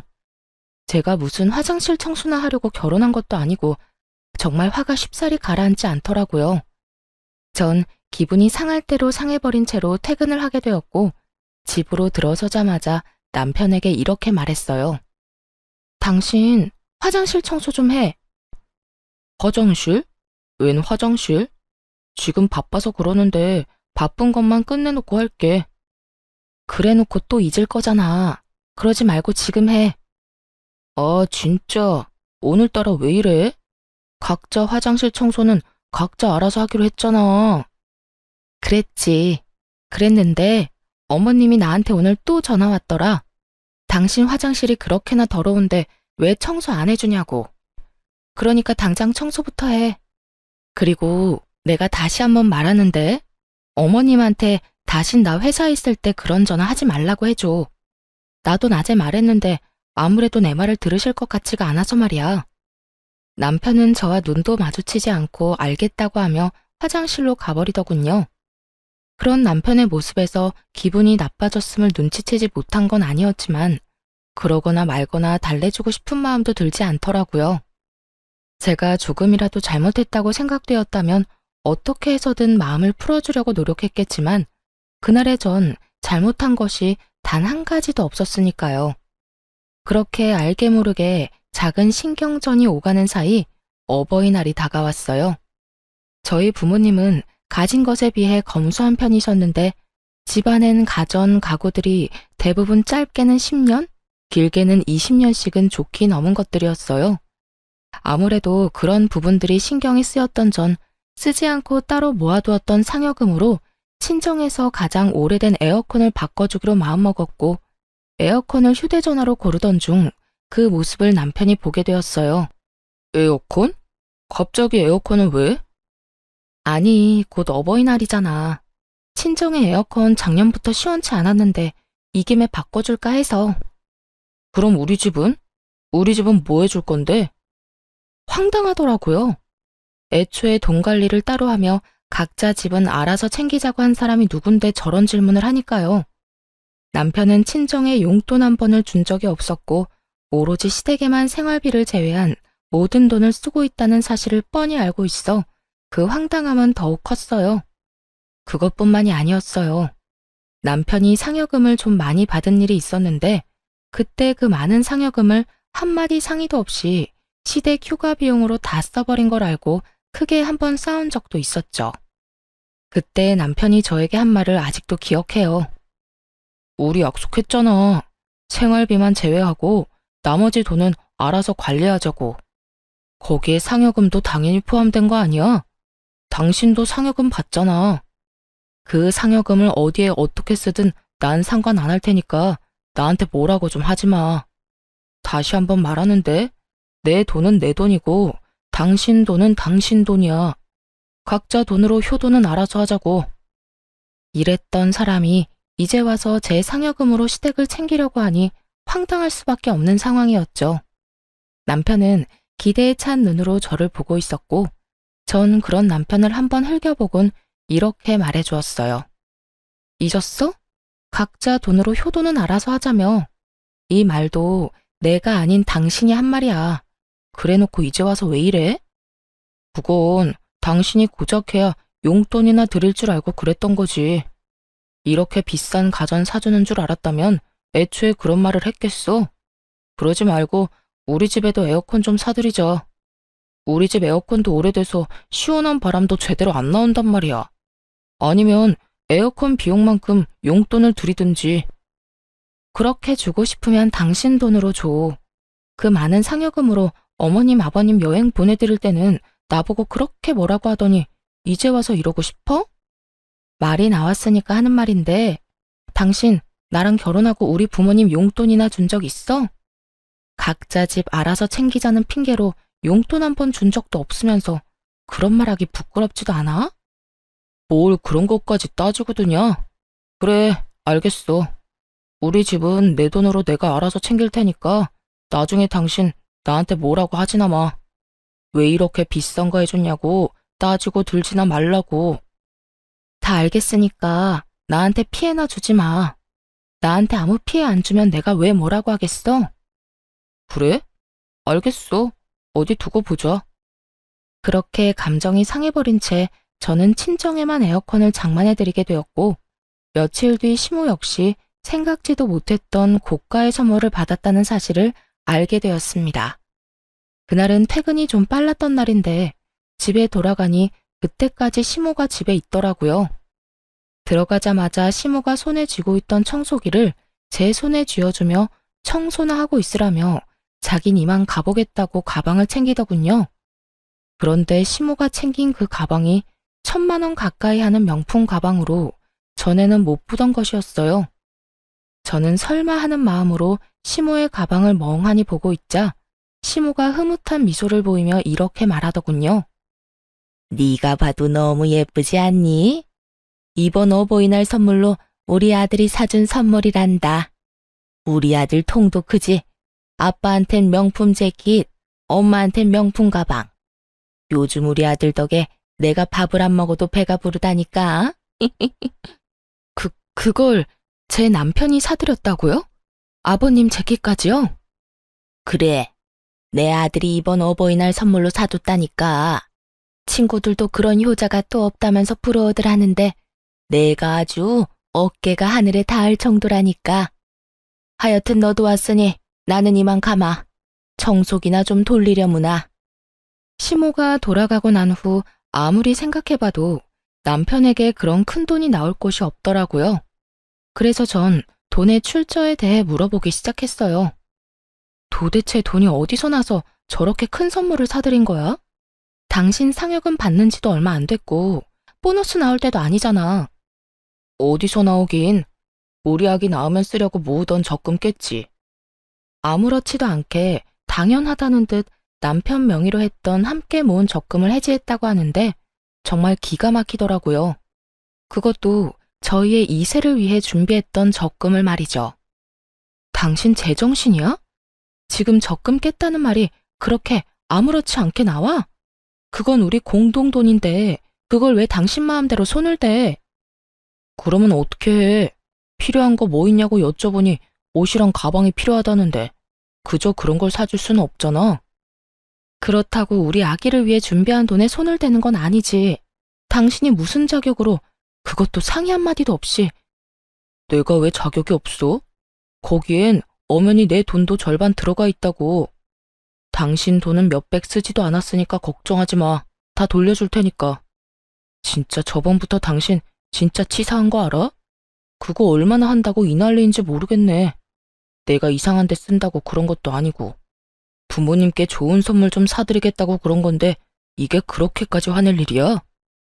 남편은 오히려 저에게 더 큰 화를 내고 있었고 그런 남편의 모습에 참을 수 없어 소리를 질러버렸어요. 부모님께 좋은 선물 사드리는 거 좋지. 그런데 그것도 형편껏 능력 되는 선에서 해드려야 하는 거 아니야? 돈도 없으면서 부부 적금을 깨면서까지 선물 사드리는 건 아니지. 그것도 없으면 죽고 못 사는 것도 아니고 옷이랑 가방 사드리려고 아기 적금을 깼다는데 내가 화가 안 나게 생겼어? 그래서 돌려준다잖아. 당신 돈은 땡전 한 푼 안 빼놓고 다시 돌려줄 테니까 그만 좀 뭐라고 해. 적금도 앞으로는 각자 알아서 들기로 하자. 아기 적금도 아기 생기면 들기 시작하든지 하고. 하여튼 그런 걸로 하고 더는 나한테 뭐라고 하지 마. 그래, 내 돈은 한 푼도 빼놓지 말고 그대로 다 돌려주고 당신이 쓰고 남은 돈은 지금 당장 입금해. 그리고 앞으로 더 확실히 당신 돈은 당신 돈, 내 돈은 내 돈으로 딱 선 지켜서 지내보자고. 그래, 나도 바라던 바야. 남편은 끝까지 큰 소리를 쳤고 쓰고 남은 돈을 입금을 해주었지만 남편이 쓴 돈은 결국 돌려주지 않더라고요. 그 후 돈도 돈이지만 남편에 대한 믿음 자체가 사라지고 있었어요. 이토록 대책 없이 시댁만을 챙기는 사람인 줄은 몰랐는데 남편의 이런 모습을 보니 모르긴 몰라도 이제부터가 시작이란 생각을 지울 수가 없더라고요. 그렇게 생각지도 못한 남편의 모습에 고민이 깊어지는 사이 이젠 시모까지 나서서 저를 괴롭히기 시작하더군요. 이때껏 있었던 잔소리들도 가끔 도가 지나치단 생각이 들 때도 있긴 했지만 참을 만했기에 참았던 것이었어요. 하지만 남편이 도대체 뭐라고 한 것인지 시모의 잔소리와 괴롭힘은 점점 선을 넘고 있었어요. 그날은 퇴근을 한 후 집으로 돌아갔더니 시모가 씩씩거리며 저를 기다리고 있더라고요. 무슨 일로 저렇게까지 화가 났나 하는 마음에 시모의 눈치를 살피며 집으로 들어서니 시모가 득달같이 화를 내며 따지고 들더군요. 여자가 돈 좀 번다고 집에서 큰 소리 치는 거 아니다. 너만 돈 버니? 우리 아들도 돈 벌어. 아니, 갑자기 그게 무슨 말씀이세요? 제가 무슨 큰 소리를 쳐요.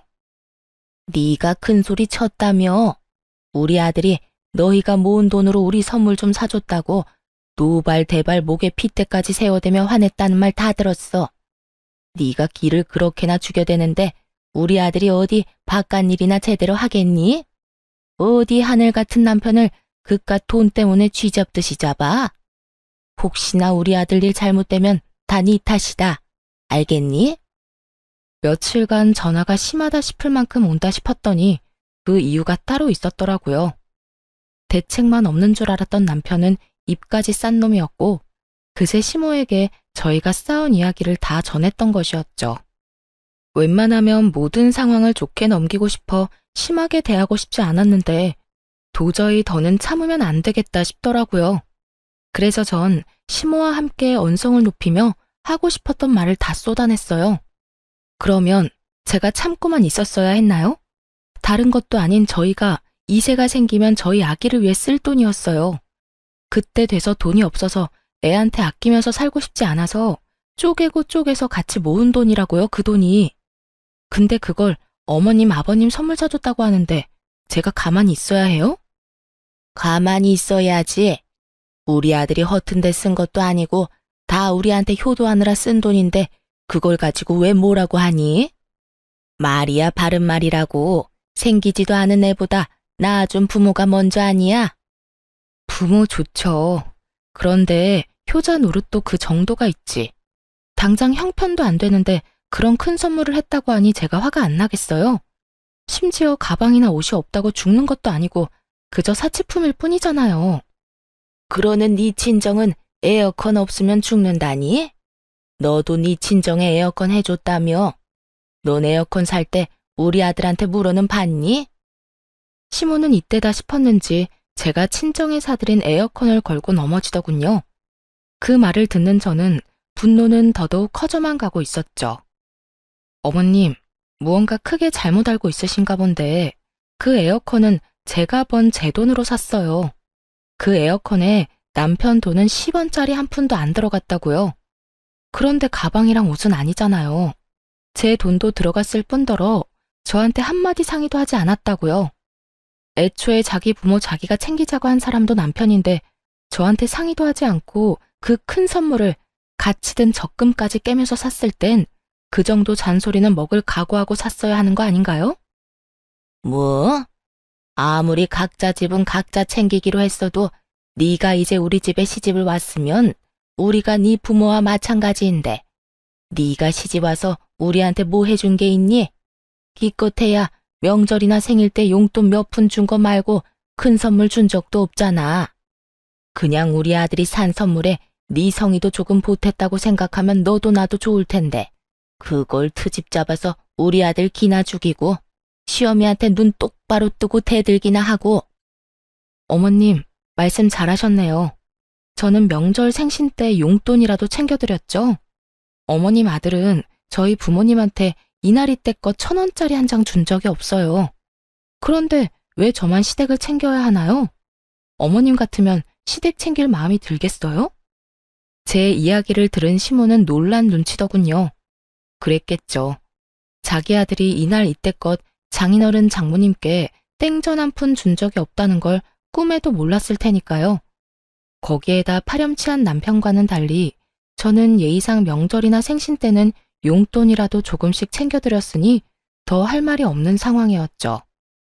시모는 말없이 남편을 재빠르게 노려보았고 남편은 시모의 눈치를 살피다 그 눈빛을 외면해버리더군요. 그렇게 시모의 일방적인 눈치 싸움이 끝나고 시모는 선물 사건에 대해선 더는 받아칠 말이 없는지 말대꾸하는 제 태도가 건방지다며 트집을 잡기 시작했어요. 네 지금 나한테 하는 이 태도만 봐도 지금껏 내 아들을 얼마나 어떻게 잡아댄 건지 잘 알겠다. 시어미한테도 말 한마디 지는 법이 없이 제 할 말을 다 하는데 남편한텐 더하면 더했지 못했을 리는 없었겠지. 네 친정에서 그렇게 가르치든 시어미한테 말대꾸나 하고 남편 기나 죽이라고 가르쳤냔 말이야. 시모는 결국 친정까지 들먹이기 시작했고 전 참을 수 없는 분노를 느끼며 더는 대화할 가치가 없다고 생각했어요. 어머님, 아무리 그래도 친정 이야기까지 꺼내는 건 아니죠. 그런 말 하려거든 당장 나가주세요. 저는 그런 말까지 들으면서 어머님이랑 대화하고 싶지 않아요. 뭐야? 너 지금 날 내쫓고 있는 거니? 네, 내쫓고 있는 거 맞아요. 아무리 어머님이라도 제 친정을 그런 식으로 말하는 건 듣고 싶지 않으니까요. 제가 도대체 뭘 잘못했다고 그런 말까지 들어야 하나요? 애초에 잘못해놓고 도리어 큰 소리 낸 건 남편이라고요. 기가 죽었다고요? 기 죽은 사람이 저한테 그렇게 큰 소리 떵떵 치면서 할 말 못할 말 다 했대요. 만약 남편이 미안하다는 말 한마디만 했어도 저도 이렇게까지 화가 나진 않았을 거예요. 적어도 미안한 기색이라도 내비쳤다면 이렇게까진 하지 않았을 거라고요. 저는 그야말로 울분을 토해냈고 가만히 듣고 있던 남편이 발끈하며 저에게 화를 내기 시작하더군요. 내가 뭘 잘못했다고 당신한테 사과까지 해야 하는 건데. 말했잖아. 당신 돈 몇백밖에 안 썼다고. 돈 몇백 가지고 우리 엄마를 이렇게 집에서 내쫓을 일이야? 내가 지금 단지 돈 때문에 이러는 것 같아? 어머님이 선을 넘은 말을 하시잖아. 그리고 돈 몇백은 적은 돈이야? 적은 돈은 아니더라도 많은 돈도 아니잖아. 당신이 돈 몇백 없으면 죽는 것도 아니고 그걸로 이렇게 쪼잔하게 굴어야겠어? 그리고 엄마가 못할 말을 한 것도 없는 것 같은데 당신이 너무 예민하게 구는 것 같다고. 내가 당신한테 당신은 당신 집에서 뭘 어떻게 배웠길래 그렇게 대책 없이 돈을 써대냐고 하면 당신 같으면 기분이 좋을 것 같아? 그리고 그렇게 많지도 않은 돈 몇백은 왜 이제껏 안 주는데? 그딴 말할 거면 내 돈이나 다 내놓고 말하고 어머님은 이만 좀 가주세요. 여기서 더 아들이랑 며느리 싸우게 만들고 싶지 않으면요. 저는 다시 한번 시모에게 나가라고 했고 시모 역시 더는 싸우는 꼴을 보고 싶지 않았는지 집을 나가버리더라고요. 그런 시모의 뒷모습을 보며 입만 산 남편은 저를 쏘아보며 이렇게 말하더군요.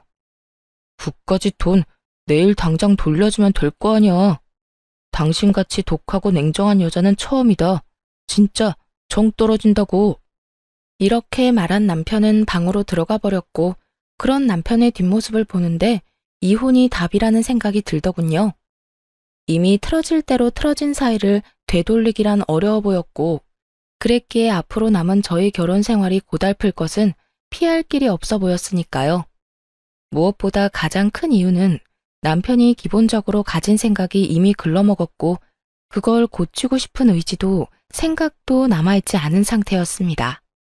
그렇게 이혼을 결심하며 다음 날이 되었고 출근 준비를 하고 있는데 시모가 득달같이 집으로 찾아왔더라고요.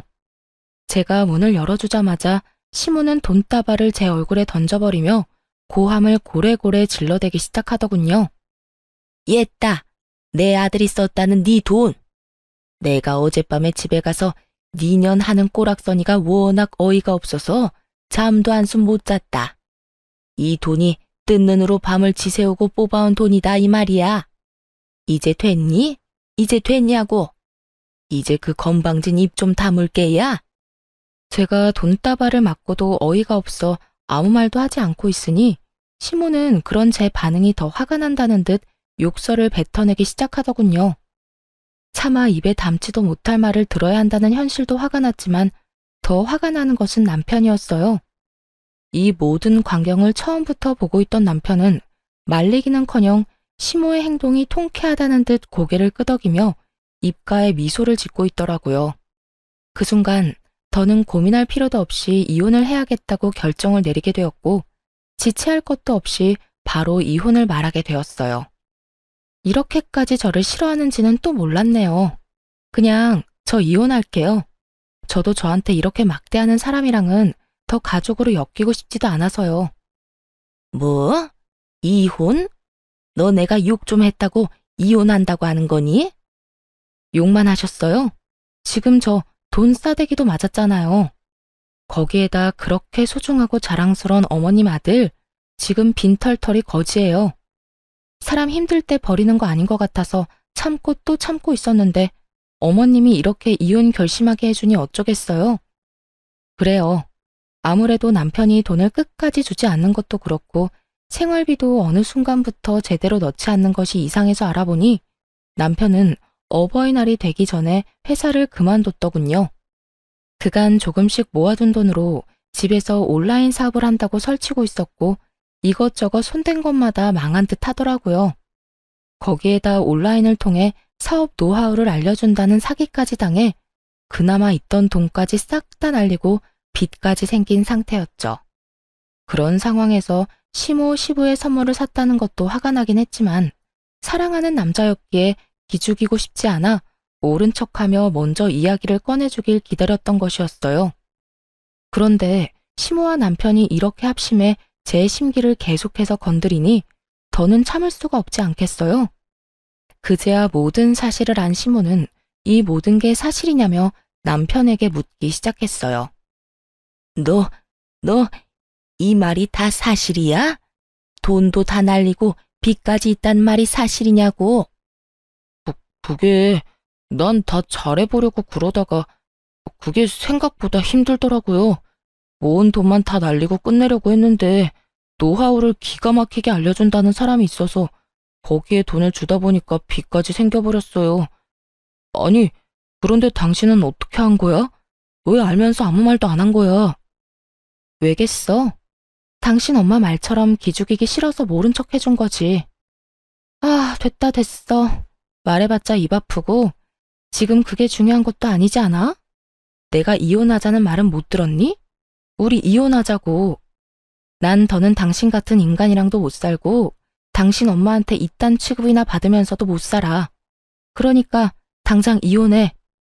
당신 아무리 화가 났다고 해도 이혼하자는 말을 그렇게 하면 안 되지. 이혼이 장난이야? 이까짓 일로 이혼하게? 넌 지금 이게 장난으로 보여? 난 지금 그 어느 순간보다 진심이야. 이혼해 우리. 남편은 여전히 제 말을 어깃장쯤으로 여기고 있는 반면에 시모는 제 말이 진심이란 걸 알아채는지 그제야 저를 달래려고 애쓰더라고요. 예, 이런 일로 이혼은 무슨 이혼이니? 내가 돈 던진 건 사과하마.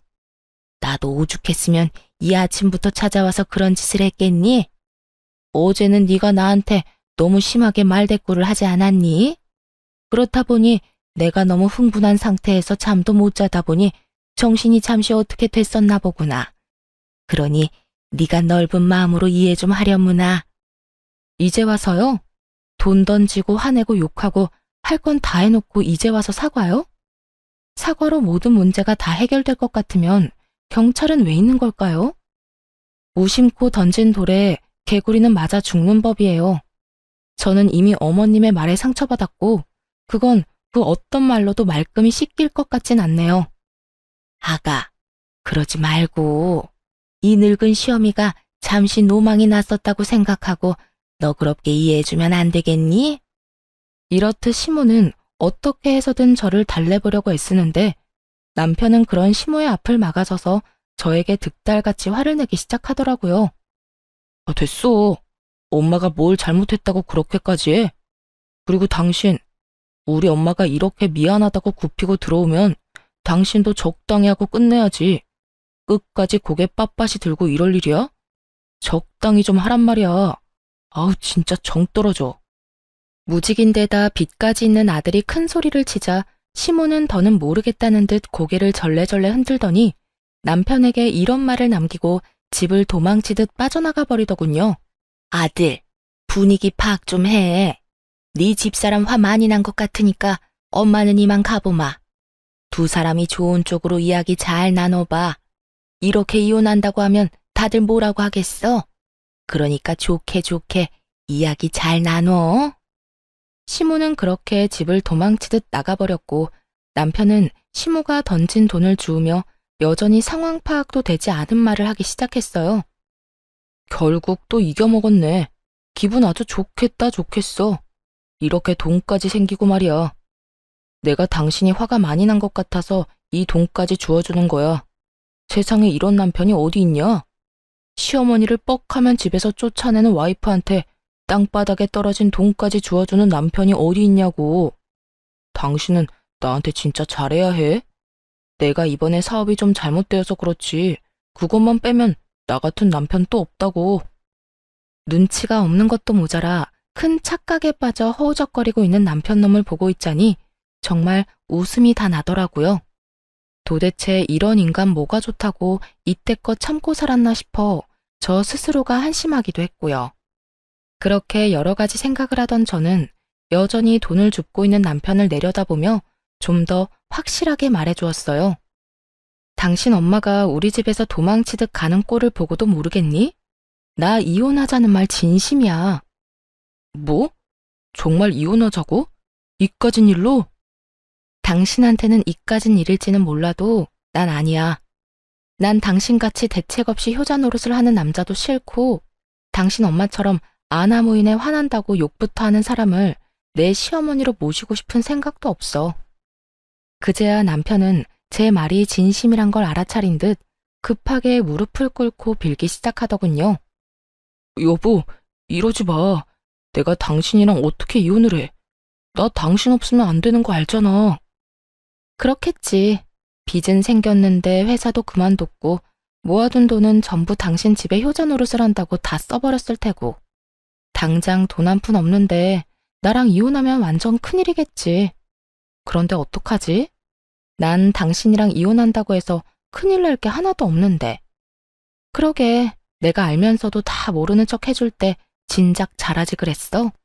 내가 당신을 조금이라도 사랑하고 조금이라도 불쌍하다고 느낄 때 나한테 조금이라도 잘했다면 내 입에선 이혼하자는 말까진 나오지 않았겠지. 여보, 이러지 마. 내가 정말 잘못했어. 아까 당신이 그렇게 당하는데 지켜만 보고 있었던 것도 엄마가 매번 당신한테 잔소리하면서 뭐라고 할 때 당신 편 못 들어준 것도 미안해. 그리고 당신한테 상의 한마디 없이 적금 깬 것도 미안. 정말 다 미안하니까 제발 나 한 번만 용서해주라, 어? 이제서야 그렇게 미안하다고 빈다고 한들 내 마음에 와닿을 것 같아? 그 진심이라곤 하나도 없는 사과 받아줄 생각 없으니까 이혼이나 준비하고 있어. 난 당신이 뭐라고 하든 무조건 이혼할 거니까 말이야. 전 울고불고 하며 매달리는 남편을 뿌리치고 집을 나와버렸어요. 그 후 이혼만은 안 된다고 끝까지 우겨대는 남편 덕에 소송이 진행되었어요. 가정 파탄의 원인이 철저히 남편의 재산 빼돌림과 시모의 낭비벽으로 인해 일어났고 그걸 입증하는 증거를 전부 제출했죠. 그렇게 시모와 남편에게 위자료를 받고 이혼하게 되었습니다. 이혼하고 난 후 다신 연락을 할 일이 없을 거라 생각했는데 반년쯤 지났을 때 전 남편에게 연락이 오더라고요. 그간 연락 한 통 없었던 전 남편이었던지라 도대체 무슨 일인가 싶어 전화를 받게 되었어요. 여보세요? 무슨 일이야? 여보, 잘 지냈어? 여보는 무슨? 우리 이혼한 거 잊었어? 내 안부가 갑자기 궁금해서 전화했니? 그게 요즘 너무 힘드니까 당신 생각이 나더라. 왜? 그렇게 효자 노릇이 하고 싶어 안달이더니 막상 같이 사니까 힘든가 보네? 오, 나 너무 힘들어. 당신도 알다시피 당신이랑 이혼하기 전에도 빚이 있었는데 당신한테 위자료 주느라 빚을 더 지게 됐거든. 하루하루 대출금은 갚아나가야 하는데 취업은 잘 안 되고 집에서 프리랜서 일해서 버는 것도 한계가 있고 그래서 엄마한테 가방 좀 팔아서 대출금도 좀 갚고 생활비도 좀 하자고 했는데 엄마가 절대 안 된다면서 난리를 부리더라. 어떻게 된 엄마가 자식이 힘들다는데 그깟 가방이 뭐라고 끌어안고 안 팔려고 하는 건지 이해가 안 돼. 심지어 그거 내 돈으로 사준 가방이잖아. 그랬구나. 당장이라도 전화를 끊어버릴까 하는 마음도 있었지만 무슨 말까지 하려나 싶어 대충 맞장구를 쳐주니 신나서 전시모 욕을 하기 시작하더군요. 오, 나 힘들어. 아니, 말이야 바른 말이라고.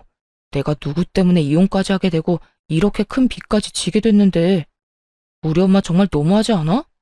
엄마뿐인 줄 알아? 아버지도 내가 그렇게 힘들다고 노래를 부르는데도 대출금 한 번을 안 갚아주시더라. 그래서 하고 싶은 말이 뭔데? 그냥 나 후회 많이 하고 있다고. 진작 당신 말 듣고 우리 집 말고 내 가정에 더 신경 쓰면서 살 걸 싶더라. 당신 말이 다 맞았어. 날 진짜로 생각해주고 내 미래에 대해서, 아니, 우리 미래에 대해서 걱정해주는 사람은 당신뿐이었는데 그땐 그걸 왜 몰랐나 몰라.